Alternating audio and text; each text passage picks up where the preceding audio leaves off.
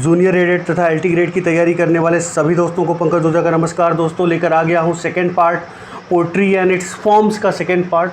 Poetry and its forms का मतलब हो गया कि जो पोइट्री की हिस्ट्री है और जो इसके फॉर्म्स हैं, चाहे वो लिरिक हो, चाहे वो सोनेट हो, चाहे ओड हो, चाहे एपिक हो, तो इस पर क्वेश्चन बहुत पूछे जाते हैं। हर एक एग्ज़ाम में क्वेश्चन आने तय हैं 100%। इसीलिए मैं इतने कॉन्फिडेंस से कह पाता हूँ कि इन दोनों पार्ट से मिला के कम से कम 2 से 3 या 3 से 4 क्वेश्चन आने तय हैं जूनियर एडेड में। एलटी ग्रेड में तो कोई दो राय है ही नहीं, आने ही आने हैं 4-5 क्वेश्चन, लेकिन जूनियर एडेड में कम से कम 3 से 4 प्रश्न का अंदाज़ा मैं लगा रहा हूँ। ज़्यादा भी हो सकते हैं, हो सकता है 7-8 क्वेश्चन आ जाए, लेकिन 3 से 4 क्वेश्चन की मैं गारंटी लेता हूँ कि इन दोनों पार्ट्स को पढ़ लेने के बाद 3 से 4 प्रश्न की मेरी गारंटी है। ओके, आइए देखते हैं। ये क्वेश्चन है दोस्तों, shows arms and the man is a satire on.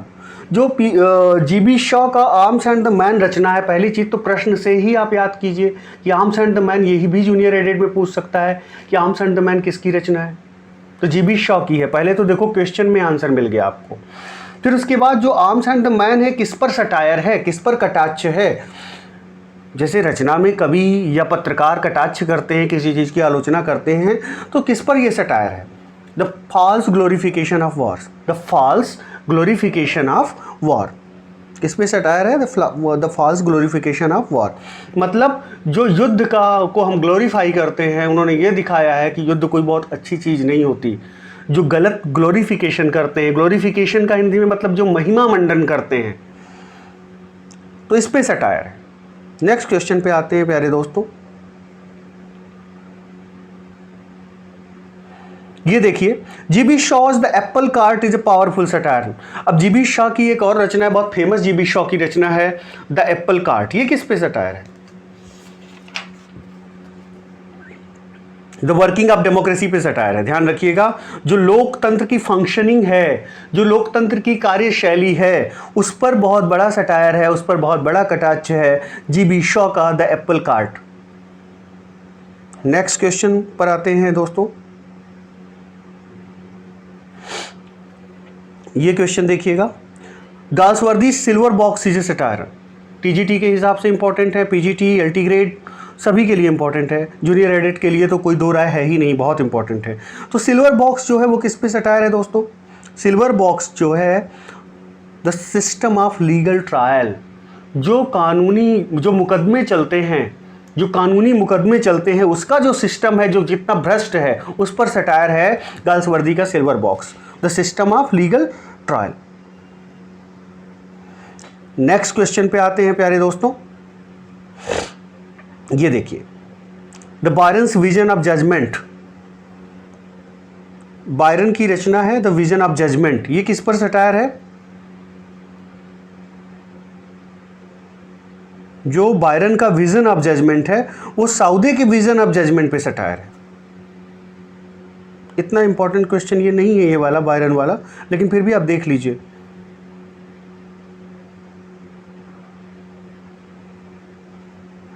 ये क्वेश्चन देखते हैं दोस्तों, ये ऊपर वाला, ये वाला क्वेश्चन आपको देखना है। The central theme of doctor Johnson satirical poem London is. जो इनकी सटारिकल पोएम है डॉक्टर जॉनसन की लंडन, और उसका सेंट्रल थीम क्या है, उसका सेंट्रल थीम क्या है, the vanity of human wishes. The vanity of human wishes, ये सेंट्रल थीम है, the vanity of human wishes. Next question, the pops rape of the lock is satire on.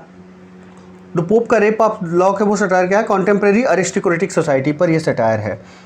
मॉकेपिक भी है, मैंने पहले ही बताया था, लेकिन कॉन्टेम्प्रेरी अरिस्टोक्रेटिक सोसाइटी है, उस समय का जो कुलीन वर्ग है उस पर सटायर है, कटाक्ष है।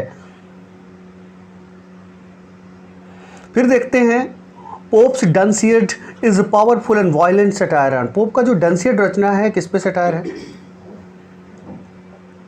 जो उस समय के जो छोटे छोटे कवि हैं उन पर यह सटायर है। Chaucer's most pungent satire is directed on. सबसे तीखा जो सटायर किया है चौसर ने, क्लर्जी पर किया है। क्लर्जी एक धार्मिक पदाधिकारी होता है चर्च का। नेक्स्ट, ये कोट देखते हैं या ये पोम की लाइनें हैं। Manly man to be an abbot able full many a dynasty horse had a he in stable. In these lines Chaucer satirises on his pilgrims who is he. ये मोंग के बारे में कह रहे हैं। ये यूजीसी नेट के हिसाब से इंपॉर्टेंट है, बाकी किसी भी लिहाज से इंपॉर्टेंट नहीं है, तो इस क्वेश्चन को स्किप करके हम आगे चलते हैं। ये इंपॉर्टेंट है। Here lies my wife, here let her rest, now she is at rest and so am I. Here lies my wife, let her rest, here let her rest. यहाँ पे मेरी वाइफ है, उसे ये जो लेटी हुई है उसे आराम करने दीजिए। यहाँ पर वो आराम कर रही है और यहाँ मैं भी आराम कर रहा हूँ। तो अगर इसकी बात करें दोस्तों, तो this was proposed epitaph to be engraved on the tomb of his wife who was the poet. ये एक पोएट ने लिखा था कि मेरे एपिटाफ पे जो एक ग्रेवयार्ड बनता है उसके ऊपर एपिटाफ होता है, उस पर कुछ लाइनें लिखी रहती हैं प्रशंसा में, तो कि वो ये प्लान किए थे कि मुझे यही लिखवाना है। तो वो कौन थे? वो थे जॉन ड्राइडन। ये प्रपोज्ड एपिटाफ था जॉन ड्राइडन का। Whom does Dryden satirizes under the name of Jimri in Absalom and Achitophel? जिमरी नाम से किस पर सैटराइज करते हैं? पहली बात तो ये ध्यान में रखिए कि अबसोलम एंड अरिस्टोफल किसकी रचना है? ड्राइडन की रचना है, ये ध्यान में होना चाहिए। उसके बाद दोस्तों इस पर जो है किस पे सैटराइज करते हैं? जिमरी नाम से।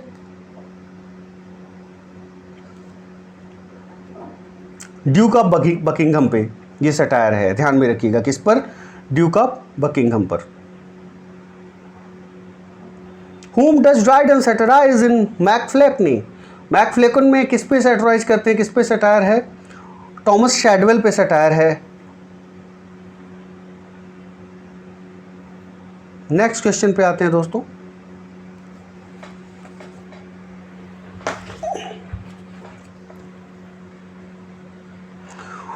Dryden's the medal is a personal satire on. जो ड्राइडन का द मेडल है वो पर्सनल सटायर किस पे है? सेफ्सबरी पे है। किस पर है दोस्तों? सॉरी, ये क्वेश्चन है ड्राइडन का जो मेडल है वो किस पे सटायर है? वो सेफ्सबरी पर ही तो है। ठीक है, ये आंसर हो जाएगा, सेफ्सबरी पे ही है। Okay. Whom does the Dryden satirise in Absalom and Achitophel? Absalom and Achitophel पे भी, इस पे भी सेफ्सबरी पे ही सटायर करते हैं, तो दोनों पर का आंसर हो जाएगा सेफ्सबरी। नेक्स्ट क्वेश्चन पे आते हैं दोस्तों।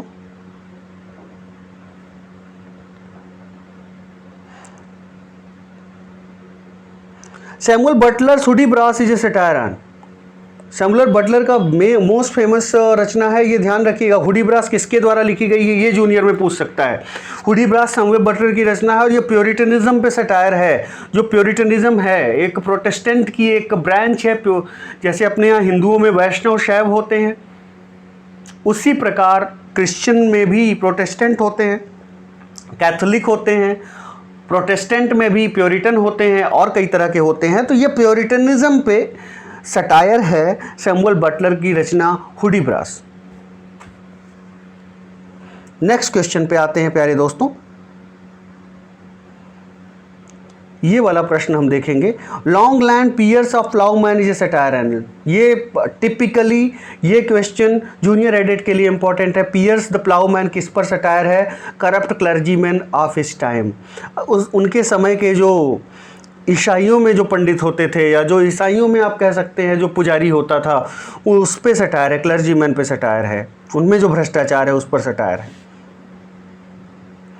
नेक्स्ट आते हैं यहाँ पर। Who is the poet who has written the first great satirical poem Piers of the Ploughman? वो कौन से पोएट है? पियर्स द प्लाउमैन किसकी रचना है? बेसिकली ये पूछा जा रहा है। तो लॉन्ग लैंड की रचना है। किसकी रचना है? लॉन्ग लैंड की। Next question. Proud Maisie is a ballad written by, proud Maisie, ये बैलेट्स के तो नाम याद रखिएगा, बहुत पूछता है। वॉल्टर स्कॉट का ये बैलेट है, ध्यान में रखिएगा, वॉल्टर स्कॉट। नेक्स्ट क्वेश्चन पे आते हैं। The Battle of Otterburn is written by, तो ये बैटल ऑफ ऑटरबॉर्न किसके द्वारा लिखा गया है ये मालूम नहीं है, नन ऑफ दीज यहां पर आंसर होगा। नेक्स्ट क्वेश्चन पे आते हैं।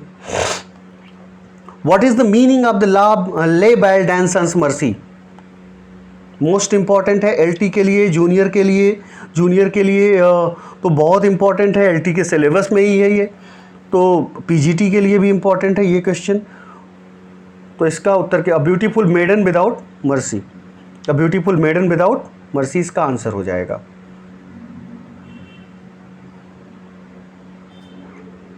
सुंदर और निर्दय महिला। नेक्स्ट क्वेश्चन पे आते हैं प्यारे दोस्तों।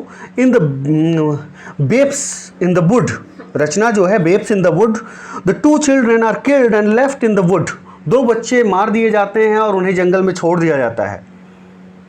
हु बरीज देम, उनको कौन मतलब पृथ्वी मतलब उनका बरियल संस्कार कौन करता है, उनको जैसे बहुत लोगों को दफना दिया जाता है धरती में, तो ये संस्कार कौन करता है, बर्ड रॉबिन रेडब्रेस्ट, कौन करता है, एक पक्षी जिसका नाम है robin रेडब्रेस्ट।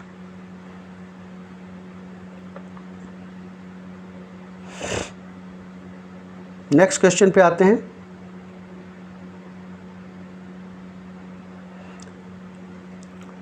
He prayeth best who loveth best all things great and small, अगर आप अच्छे से प्यार नहीं करते तो अच्छे से आप प्रार्थना भी नहीं कर सकते।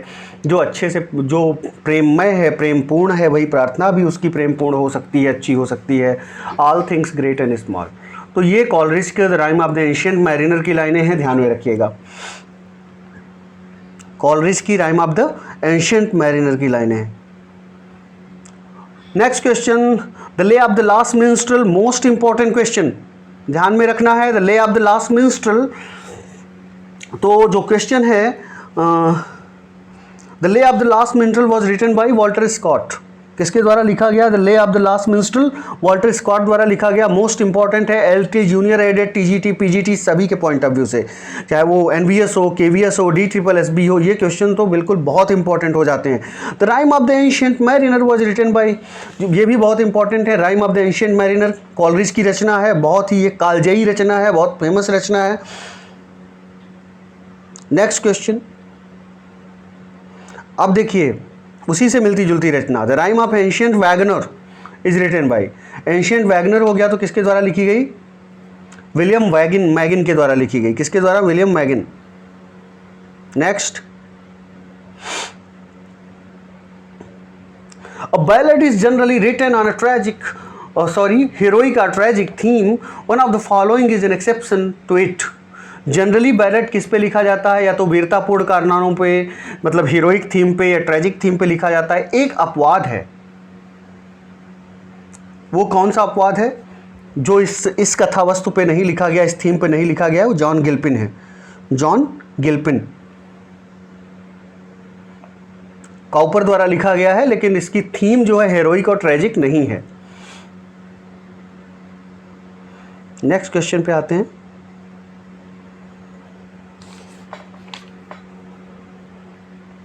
Name of the poet who has written John Gilpin, तो किसने लिखा, John Gilpin. Name of the poet John Gilpin किसने लिखा, काउपर द्वारा लिखा गया है। नेक्स्ट क्वेश्चन, ये वाला प्रश्न देखते हैं। The relics of the ancient English poetry were collected and published by, the relics of the ancient English poetry, ये रचना किसके द्वारा कलेक्ट की गई और किसके द्वारा पब्लिश की गई, संग्रह की भी, संग्रहित की गई और प्रकाशित की गई, किसके द्वारा, ये पूछा जा रहा है। पर्सी के द्वारा, किसके द्वारा, पर्सी द्वारा। Next question, what is ocean, ocean क्या है, a body of ballets collected by Macpherson, ये एक संग्रह है बैलेट्स का, और किसके द्वारा ये कलेक्ट किया गया, मैकफर्सन द्वारा कलेक्ट किया गया, उनके द्वारा लिखा नहीं गया है, ध्यान रखिएगा, collected by Macpherson. Next question, how many lines are generally there in ballad stanza. जो क्वार्टरेन होता है उसे बैलेड स्टैंजा भी कहते हैं, तो जनरली कितनी लाइनें हो जाएंगी क्वार्टरेन में? 4 लाइन्स हो जाएंगी। ध्यान रखिएगा, मोस्ट इंपॉर्टेंट है। LT, junior added, TGT, PGT, सभी के लिए जितने भी नाम मैं लूँ, DSSB, NVS, KVS।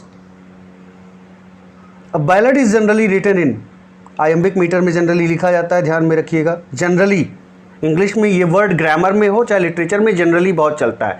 सामान्यतया मतलब इसके अपवाद हो सकते हैं कि सर आपने तो ये बताया था, ये देखिए अपवाद होते हैं इंग्लिश में, चाहे वो ग्रामर हो चाहे लिटरेचर हो। Which of the following is the earliest ballad. Earliest ballad कौन है? शेबी चेज है। अर्लीस्ट बैलेड कौन है? शेबी chase. Next question, the ballads were originally meant for. Originally जो बैलेड लिखे गए उनका क्या उद्देश्य होता था? मेंट फॉर मतलब किस पर्पज से लिखे जाते थे? तो ये डी ऑप्शन हो जाएगा। Singing and dancing both together before an audience. गाना नाचना, ऑडियंस के सामने गाने और नाचने के लिए लिखे जाते थे। Next question, Occleve wrote an elegy entitled The Regiment of Princes. On whose death was this elegy written? Occleve की जो ये elegy है, The Regiment of Princes, The Regiment of Princes, किसकी डेथ पे ये elegy Occleve ने लिखी? चौसर की डेथ पे, याद रखिएगा, इंपॉर्टेंट elegy है। elegy मतलब शोक गीत। How many years did Tennyson take in writing In Memoriam? In memoriam को लिखने में टेनिसन को कितने साल लगे थे? 17 ईयर, 17 साल लग गए थे। कितने साल? 17 साल। Whose death does Collins mourn in his elegy In Yonder Grave a Druid Lies? In Yonder Grave a Druid Lies में किसकी डेथ को मोर्न कर रहे हैं, किसकी मृत्यु पर विलाप कर रहे हैं? कौन? कॉलिंस। तो इसका उत्तर क्या हो जाएगा? ये मुझे लगता है इसका उत्तर हो जाएगा जेम्स थॉमसन। जेम्स थॉमसन की डेथ को मोर्न कर रहे हैं, ये ध्यान में रखिएगा।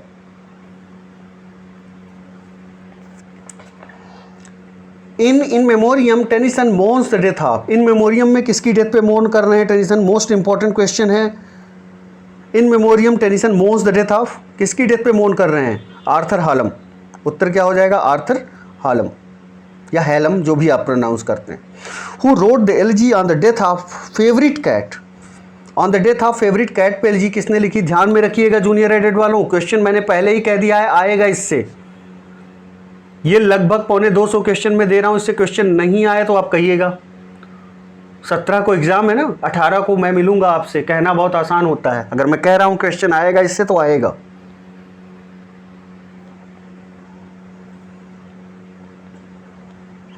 Who wrote an elegy on the death of favorite cat?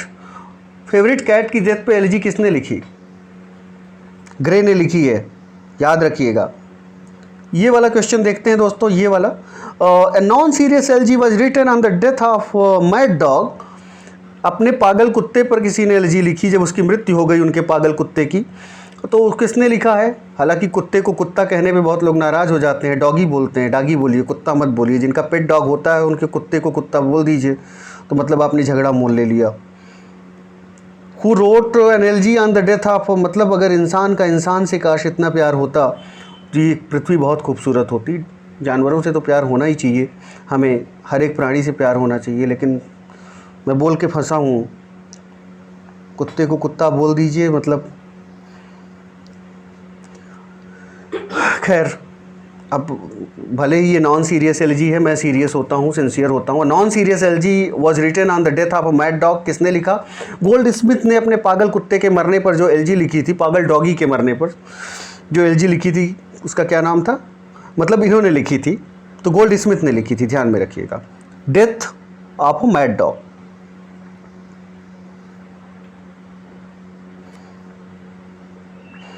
The death of W.B. Yeats is mourned in the elegy entitled Memory of W.B. Yeats. किसने लिखा? In Memory of W.B. Yeats किसने लिखा? एक एलजी है W.B. Yeats की death पर, W.H. Orton ने लिखा है। W.H. ऑर्डन ने, और ये LT के सिलेबस में है। पूरा की पूरी पोम थरोली पढ़नी है, डीपली पढ़नी है। नेक्स्ट क्वेश्चन पे आते हैं। Shelley in his Adonis says, अपने एडोनिस में शैले कहते हैं, when like Apollo from his golden bow, the python of the age one arrow sped, who is referred as the python of the age। यहाँ पर Shelley जो हैं Adonis में Python of the age किसे कहते हैं? किसको कहते हैं? बायरन को कहते हैं, ध्यान में रखिएगा। नेक्स्ट क्वेश्चन पे आते हैं मेरे प्यारे दोस्तों। ये वाला क्वेश्चन है, Shelley in his elegy Adonais refers to the herded wolves. अपने एडोनिस में शैले द हर्डेड वुल्व्स शब्द का यूज करते हैं, और ये हर्डेड वुल्व्स वही थे जो कीट्स की डेथ के लिए जिम्मेदार थे। तो किसके लिए हर्डेड वुल्व्स कहते हैं? मतलब भेड़ियों का झुंड। किसको कहते हैं ये? भेड़ियों का झुंड किसे, हर्डेड वुल्व्स किसे कहते हैं? तो इसमें सी ऑप्शन करेक्ट हो जाएगा। कौन सा ऑप्शन करेक्ट होगा? C. The Scotch reviewers who condemned his poetry, जो स्कॉच रिव्यूअर्स थे जिन्होंने कीट्स की पोएट्री को कंडेम किया था, और माना जाता है कि कीट्स की डेथ में एक कारण ये भी रहा क्योंकि बहुत उनकी आलोचना हुई। तो herded wolves the Scotch reviewers who condemn his poetry, उन्होंने सी ऑप्शन यहाँ पे सही हो जाएगा। स्कॉच रिव्यूअर्स को हार्डेड वुल्फ्स कहा है। Next question, Urania is referred to as the mother of Keats, who was Urania. Adonais में यूरेनिया को कीट्स की माँ के रूप में रिफर किया गया है। ये यूरेनिया कौन है? तो यहाँ पे ऑप्शन सी सही हो जाएगा। तो पैट्रन गॉडेस ऑफ पोएट्स, जैसे हमारे यहाँ पैट्रन गॉडेस ऑफ पोएट्स कौन है, पैट्रन गॉडेस ऑफ नॉलेज कौन है? माँ सरस्वती, माँ शारदा। वैसे ही ये यूरेनिया भी अंग्रेजों की होंगी, pattern goddess.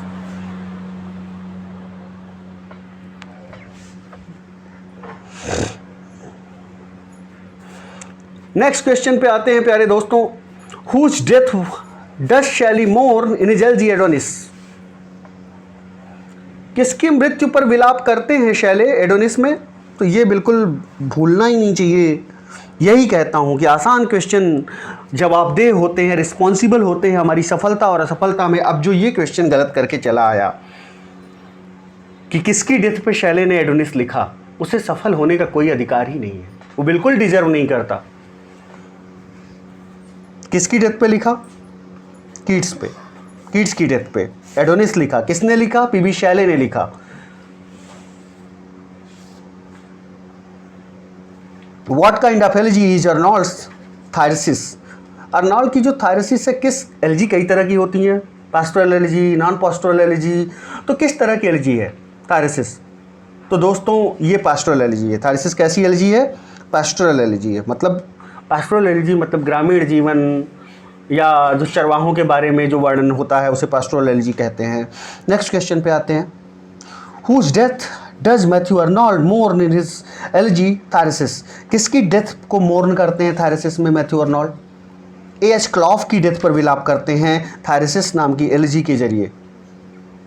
Next question, whose death does Matthew Arnold mourn in Rugby Chapel. अच्छा, रग्बी चैपल नाम की एलजी में किसकी डेथ पर ये विलाप करते हैं? अपने पापा की डेथ पे, death of his father. Next question दोस्तों,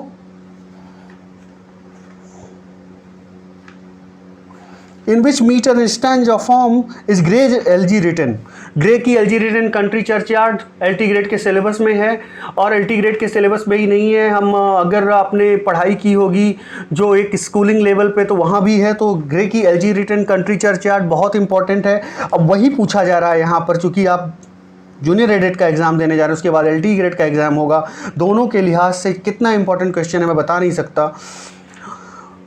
तो पूछा जा रहा है कि किस मीट्रिक जो मीटर एंड स्टैंजा फॉर्म में लिखी गई है,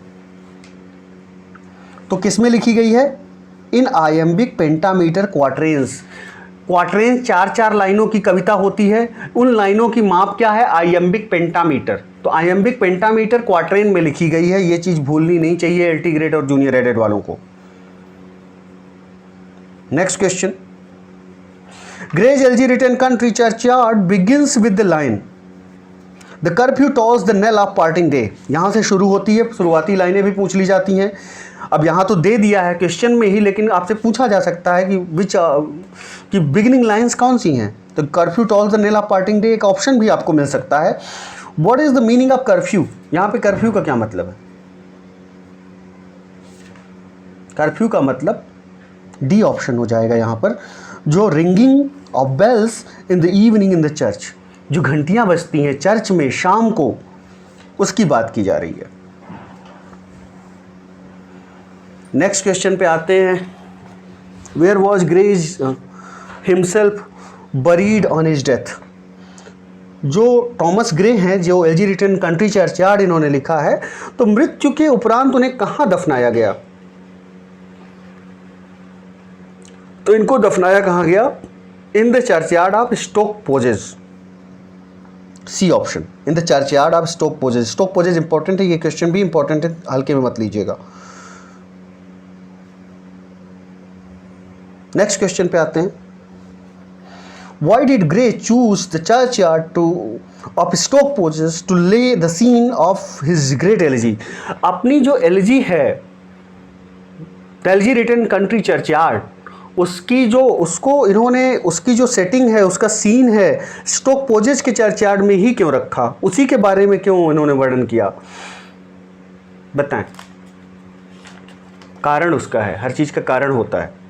because Gray's mother was buried there, क्योंकि ग्रे की माँ वहाँ दफनाई गई थी, इसीलिए एलजी रिटन कंट्री चर्चयार्ड का जो सीन इन्होंने रखा है, इसी कारण से स्टोक पोजेस का सीन रखा है। Okay, because Gray's mother was buried there, आपका ऑप्शन हो जाएगा बी ऑप्शन। खुद भी वहीं दफनाए गए, इनकी माँ भी वहीं दफनाई गई थी। नेक्स्ट क्वेश्चन पे आते हैं, ये वाला question, in the churchyard of which village is the scene of Gray's elegy laid? फिर से क्वेश्चन है कि किस गांव में, किस गांव के चर्चयार्ड में इनकी जो एलजी रिटन कंट्री चर्चयार्ड है उसका सीन, उसका दृश्य है। तो चर्चयार्ड ऑफ स्टोक पोजेस, फिर से ध्यान में रखिएगा, इंपॉर्टेंट है, इसीलिए बार बार ये क्वेश्चन आ रहा है। फिर से देखते हैं यहां पर,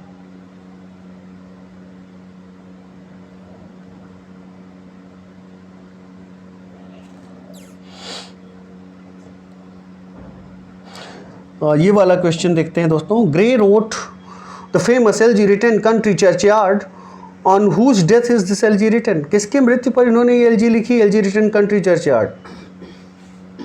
तो on the death of poor country rustics. Okay, जो गांव के गरीब ग्रामवासी होते हैं, उनकी डेथ पे इन्होंने ये एलजी लिखी है।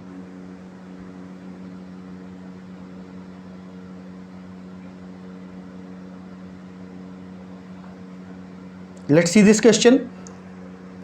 Last came and last did go, the pilot of the Galilean lake. These lines are quoted from Milton's Lycidas. Milton के लाइसिडास की लाइनें हैं, last came and last did go, the pilot of the Galilean lake. Who is the pilot of the Galilean lake? यहाँ पे pilot of the Galilean lake किसको, Saint Peter के लिए आया है, ध्यान में रखिएगा। ये टीजीटी के हिसाब से ज़्यादा इंपॉर्टेंट क्वेश्चन लगता है मुझे, यूपीटीजीटी के हिसाब से। अगले क्वेश्चन पे आते हैं, हम यहाँ पर उन क्वेश्चन पे ज़्यादा जोर देंगे जो जूनियर एडेड और एलटी के लिए इंपॉर्टेंट हैं।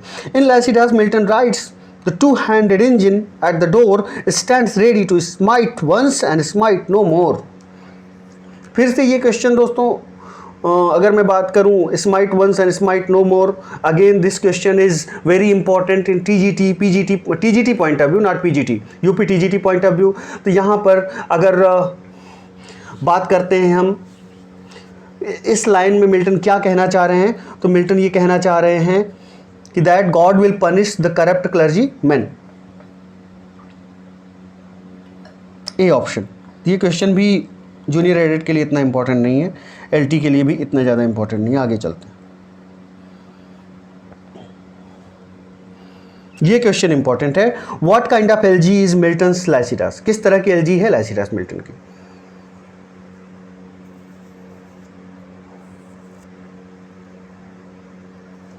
किस तरह की एलजी है मिल्टन की, ये किस तरह की किस कैटेगरी में आएगी, तो ये भी पास्टोरल एलजी की कैटेगरी में आएगी, ध्यान में रखिएगा पास्टोरल एलजी। जो इंपॉर्टेंट क्वेश्चन है दोस्तों उस पर मैं ज़्यादा ध्यान दे रहा हूँ, जो इंपॉर्टेंट मैं कह रहा हूँ नहीं है वो नहीं आने हैं। On whose death did Milton write an elegy Lycidas, किसकी डेथ पे लिखा इन्होंने, एडवर्ड किंग की डेथ पे लिखा, ध्यान में रखिएगा। Next question,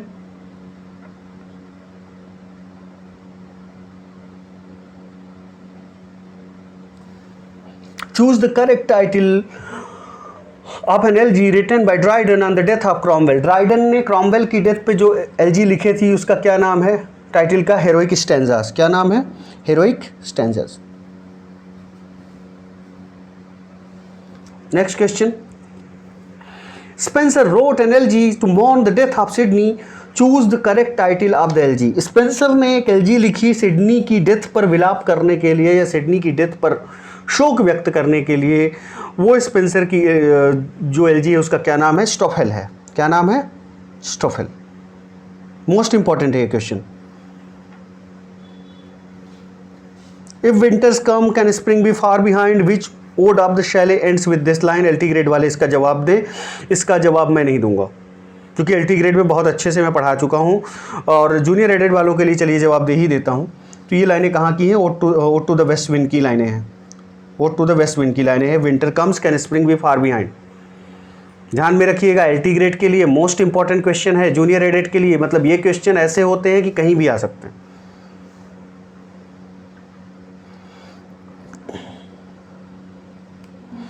Fled is that music, do I wake or sleep, which ode of Keats ends with this line।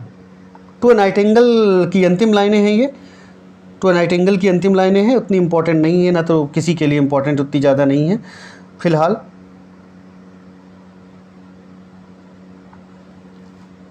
ये क्वेश्चन देखते हैं,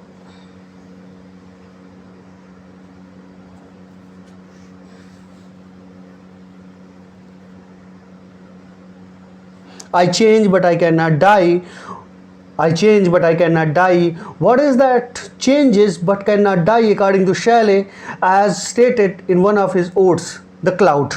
ये क्लाउड के बारे में बात की गई है कि मैं बदल सकता हूँ, मैं बादल से बारिश पानी बन सकता हूँ, पानी से बर्फ़ बन सकता हूँ, लेकिन मैं मर नहीं सकता।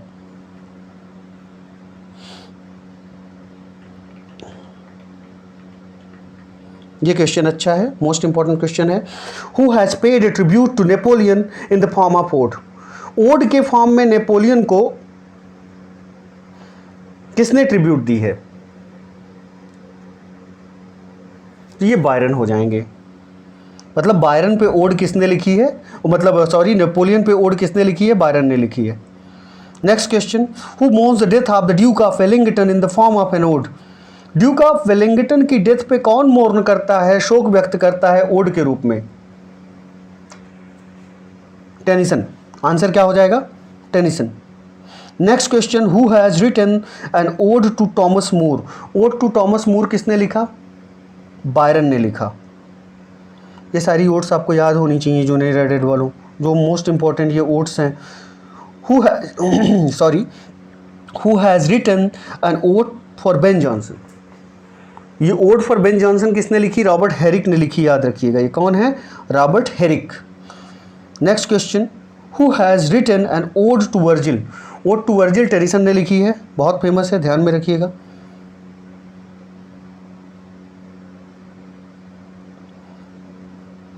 Our birth is but a sleep and forgetting, in which ode does the famous line occur।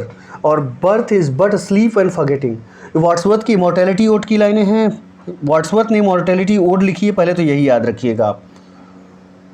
पूरा नाम है odd on the intimation of immortality. आगे आते हैं दोस्तों, ये thou was not born for death immortal bird, which bird is referred in this ode। Thou was not born for death immortal bird, किसी immortal bird को संबोधित करते हुए कहा जा रहा है कि तुम तुम्हारा जन्म मृत्यु के लिए नहीं हुआ है। किस यहाँ पे बर्ड की बात की जा रही है? द नाइटिंगेल की बात की जा रही है। ध्यान में रखिएगा, किसकी बात की जा रही है? द नाइटिंगेल की। Next question,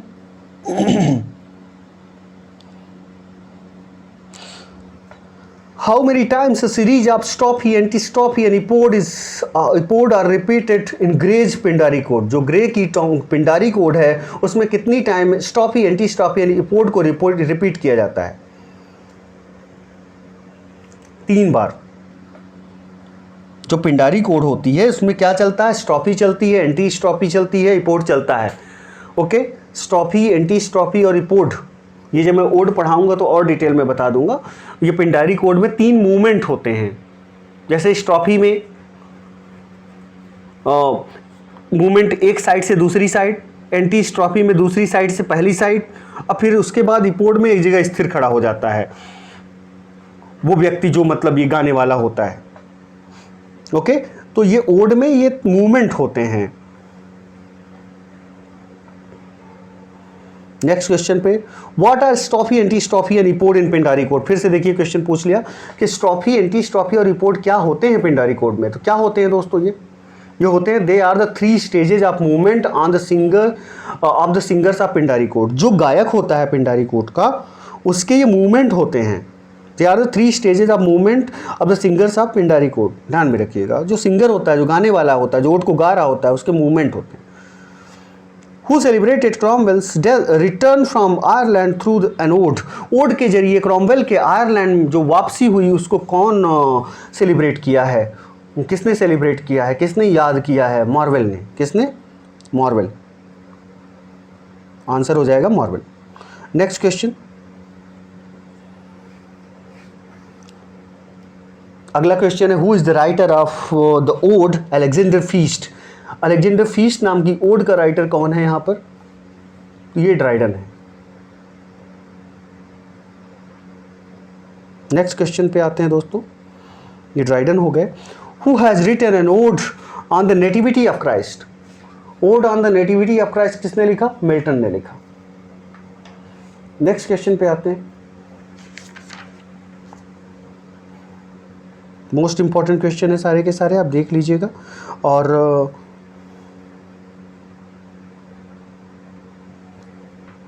Who is the poet who has written an ode to himself? उस कवि का नाम बताइए जिसने ode to himself लिखा। वो बेन जॉनसन है। कौन है? बेन जॉनसन, याद रखिएगा, ode to himself। Next question, Who is the most important poet who has written Pindari codes in English? वो उस अति महत्वपूर्ण कवि का नाम बताइए जिसने इंग्लिश में पिंडारी कोड लिखी। वो कौन है? क्या बताना पड़ेगा? टॉमस ग्रे हैं।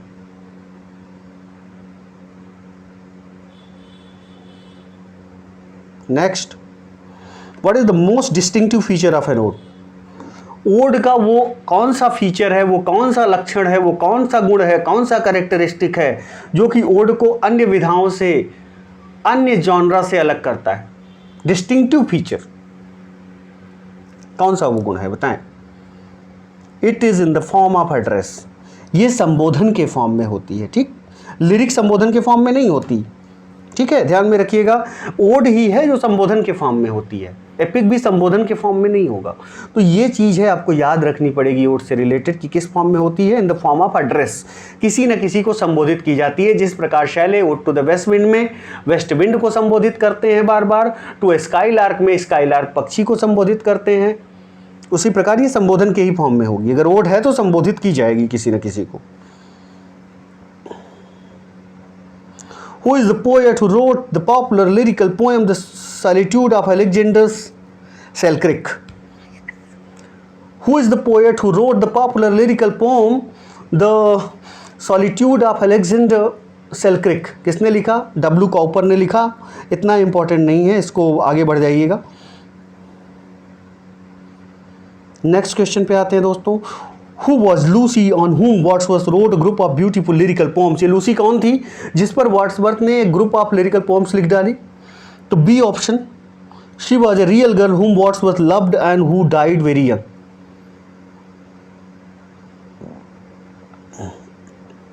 यहाँ आते हैं दोस्तों, She lived unknown and few could know when Lucy ceased to be, but she is in her grave and the difference to me. She lived unknown मतलब उसी, ये पहले लाइनें हैं, उसके बाद ये क्वेश्चन था कि जिस पे वर्ड्सवर्थ ने ब्यूटीफुल लिरिकल पोएम्स लिखी हैं। तो ये चीज़ें, ये पहले लाइनें दी गई हैं और ये लाइनें लूसी पोम से ही हैं। और तो वो कौन थी लूसी? लूसी रियल में एक लड़की थी जिससे वर्ड्सवर्थ प्यार करते थे और वो बहुत जल्दी उसकी डेथ हो गई थी। तो she lived unknown and few could know, तो ये शील्ड, और ये कहाँ से लाइनें हैं? ये She lived unknown and few could know when Lucy ceased to be, but she is in her grave and are difference to me. ये वर्ड्सवर्थ की लूसी पोएम से ली गई लाइनें हैं। अगर एग्जैक्टली आप पूछें तो she dwelt among the untrodden ways की लाइनें हैं। टीजीटी वाले ध्यान देंगे, यूपी टीजीटी वाले, कहाँ से लाइनें ली गई हैं? She dwelt among the untrodden ways से ये लाइनें ली गई हैं और ये लूसी के बारे में, और किसके द्वारा ये लिखी गई हैं? वर्ड्सवर्थ के द्वारा लिखी गई ये लाइनें हैं। आगे आते हैं। What is the name of beautiful pastoral forest in As You Like It? Shakespeare के As You Like It नामक रचना में ब्यूटीफुल, जो सुंदर एक जंगल होता है, उसका नाम क्या है? The forest of Ardern.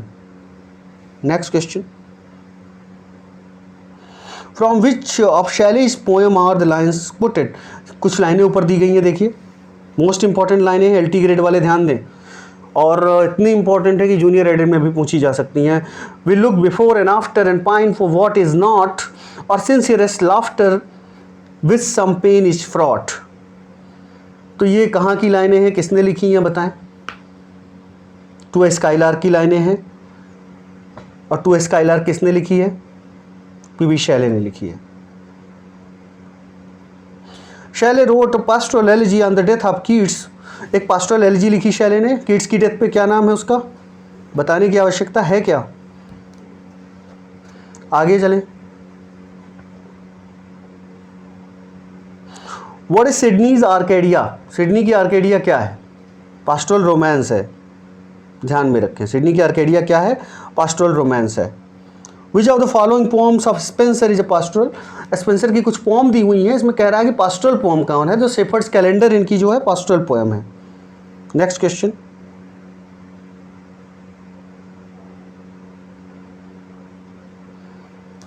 I will arise and go now and go to Innisfree and a small cabin built there of clay and wattles made. These lines are quoted from W.B. Yeats' poem The Lake Isle of Innisfree. Where is Innisfree? It is a real island near Ireland. ध्यान में रखिएगा, ये क्या है? Innisfree कहाँ है? It is a real island near Ireland. इसमें आप इतना ध्यान रखिए कि W. Yeats की एक फेमस पोम है, उसका नाम है The Lake Isle of Innisfree। Junior aided वालों को सिर्फ इतना ध्यान में रखना है, LT ग्रेड वालों के लिए उतना इंपॉर्टेंट ये क्वेश्चन नहीं है। W. Yeats की दूसरी रचनाएं हैं जो LT ग्रेड के सिलेबस में हैं। नेक्स्ट आते हैं दोस्तों,